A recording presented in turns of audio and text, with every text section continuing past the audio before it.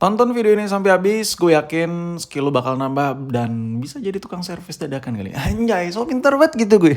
Enggak. Buat kalian yang benar-benar suhu banget nih untuk masalah perbongkar-bongkaran HP, coba tulis kerusakan yang bisa diperbaikin di rumah sekalian di kolom komentar biar tambah banyak informasi yang bisa disampaikan dari konten ini.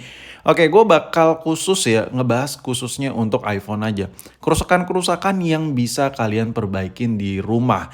Jadi mungkin ini bukan masalah budget, mungkin nggak ada tukang servis atau apapun itulah yang mengharuskan kalian harus bongkar sendiri di rumah. Yang pertama yang harus disiapkan adalah tools obeng untuk buka iPhone. Nah untuk iPhone modern itu sebenarnya kalian cuma butuh 3 obeng inti aja, obeng buat buka baut bawah, obeng buat buka baut dalam, sama obeng plus gitu. Tapi di sini gua tambahin satu obeng, obeng minus buat nyongkel tipis-tipis dan pencongkel LCD. Ya budgetnya buat obeng-obeng gini murah kok, di bawah 50.000 lu udah bisa beli ya kan. Terus tools yang berikutnya ya lu wajib punya sih ini. Ini kalau buat bongkar HP meskipun nggak kepake banget, tapi kalau lu lagi bongkar HP ini bisa sambil dicas baterai. Jadi waktu selesai pemasangan pembongkaran baterainya udah keisi full. Nah ini jumperan baterai lu bisa beli di online tuh puluhan ribu sampai ratusan ribu, murah. Oke, kerusakan pertama adalah iPhone yang mikrofonnya bermasalah. Misalnya kayak lo teleponan, suara lo tuh kecil banget dari lawan bicara lo. Jadi misalnya lo nelpon selingkuhan lo nih. Selingkuhan lo tuh nggak denger lo ngomong apa, saking kecilnya. Nah, hal pertama yang harus lo lakukan, bongkar HP-nya, buka LCD-nya. Oh ya, untuk video cara bongkarnya lo bisa cek sendiri lah di YouTube. Ini bukan video teardown. Kalau gue buat cara bongkar ya eksekusinya secara detail bakal panjang, bakal bisa berjam-jam ini video. Intinya LCD-nya lu buka ya, tampilannya bakal kayak gini. Nah, case kayak gini tuh terjadi mulai dari seri 7, 8, dan seterusnya. Kenapa? Karena untuk seri-seri yang udah ada water resistnya kayak sertifikat IPB-an. Nah, ini gue tunjuk nih. Ini di bagian mikrofon ya. Ini ada pelapisan tambahan lagi. Tuh, kayak semacam apa ya, jaring khusus yang ngebuat air tuh nggak masuk secara bebas ke lubang mikrofonnya. Nah, hal-hal kayak gini tuh banyak terjadi di seri 7 ke atas. Jadi mikrofonnya tuh agak sedikit lemah. So, caranya gimana? Caranya lu tinggal buka aja nih strip yang ada di mikrofon ini. Biasanya suaranya jauh lebih jelas ketimbang saat handphone lu tuh bermasalah mikrofonnya.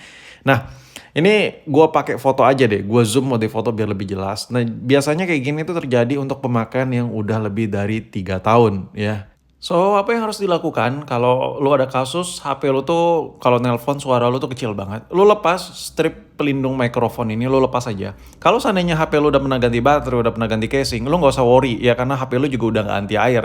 Jadi permasalahannya cuman dilepas aja bagian cover yang ini, yang gue tunjuk ini, yang ada putih-putih bulat itu loh yang lagi gue tunjuk pakai obeng. Nah, kalau seandainya diganti ini masih tetap nggak bisa, ya mau nggak mau lu ganti satu set fleksibel bagian bawah. Nah, ini gue kasih contoh yang mikrofonnya bermasalah. Ini kalau diketok-ketok, tuh, lu bisa lihat tuh, itu tidak ada grafik naik turun sama sekali dari perekaman mikrofonnya.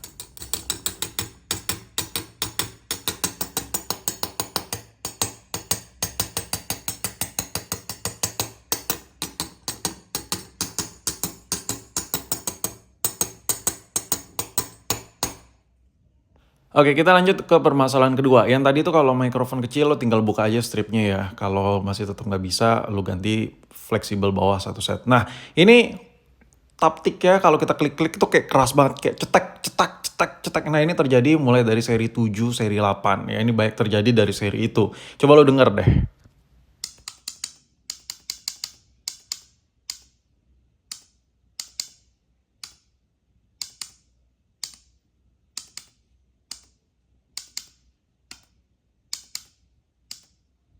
Nah, bunyi taptik atau bunyi getarnya tuh udah nggak wajar banget anjir. Nah, ini biasanya terjadi buat HP yang udah bongkaran. Dan ini mostly kebanyakan terjadi di HP yang pernah bongkar total. Kayak ganti fleksibel bagian bawah satu set, ganti casing ya, dan ganti baterai. Ganti baterai kenapa bisa ke kendor bang? Fiber taptik kayak getar-getar ya? Ya karena sebagian orang kalau ganti baterai, bagian taptiknya dibuka. Biar perekatnya tuh bisa ditarik secara leluasa. Jadi waktu dipasang, itu obengnya tuh putarannya tuh udah nggak sekuat bawaan pabrik lagi. Jadi kadang kendor dan alhasil cetak-cetak. Ya lu tinggal buka LCD-nya. Habis itu lu bisa lihat sendiri. Nah, ini lu bisa lihat Ini bahkan bautnya udah nggak ada nih, tuh udah nggak ada satu. Jadi bunyinya cetak, cetak, cetak, cetak. Nah biasanya kalau bautnya dulu pasang semua, udah keras, tapi masih cetak-cetak itu taptiknya bermasalah. Tapi kalau lu udah ganti taptik ya, bautnya udah lu kuatin, tapi masih bunyi kasar, cetak, cetak, cetak, cetak, berarti dari dudukan di housing ya lu harus ganti housing. Sebenarnya nggak terlalu masalah sih, cuman kalau lu ketik home button, lu pencet-pencet home button tuh bunyinya kasar banget, cetak, cetak, udah kayak mukul palu ke kaca atau besi gitu, bunyinya lumayan kasar. Jadi kalau buat dipakai nggak enak ya kan. Apalagi kalau ada nada dering yang ada getar gitu, itu bakal kayak kapal pecah suara gitu, kayak besi kadu gitu. Solusi perbaikannya simpel ya, yang kayak tadi gue bilang, lu tinggal kuatin aja baut-bautnya yang mungkin kendor atau lepas. Kalau nggak bisa lu ganti taptiknya, kalau taptiknya nggak bisa berarti lu ganti housingnya. Karena itu semua dudukannya ada di yang gue sebutin tadi, dudukannya ada di housing, ada di taptiknya juga. Dan kalau udah diganti sehalus ini, coba lu dengar deh.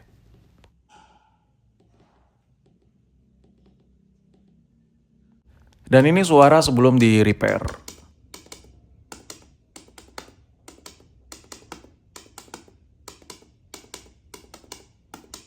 Oke, next. Gampang-gampang kan yang dua kerusakan gue sebutin sebelumnya masih bisa kan? Masih masih bisa lo ngerjain kan dengan otak kalian. Anjay, so pintar banget gue.